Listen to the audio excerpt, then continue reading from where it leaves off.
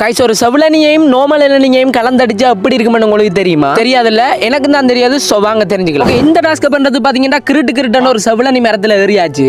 ஏறியாத புடுங்கப்பட்ட பாடி இருக்கே. ஐயா எதிரிக்கு கூட அந்த நிலைமை வரக்கூடாது.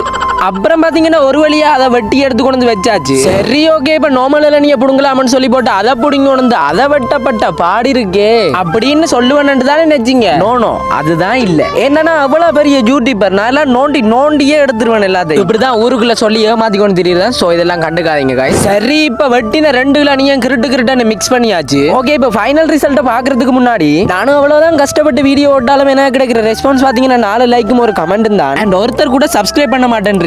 சோ அந்த சப்ஸ்கிரைப் பட்டன்ல கையை வச்சிட்டு போனீங்களா ரொம்ப ஹாப்பியா. சோ மறக்காம அதுல கையை வச்சிட்டு அந்த மணியை கிளிக்கி விட்டுட்டு போங்க. ஓகே, இப்ப ஃபைனல் ரிசல்ட் என்னன்னு பாத்தீங்கன்னா வேற லெவல்ல இருந்தது. என்ன ஒன்று அந்த செவலனியோட டேஸ்ட் தான் கொஞ்சம் கூடவா தெரிஞ்சுது. ஓகே, நாளைக்கு ஒரு நல்ல வீடியோல பார்க்கலாம். By guys.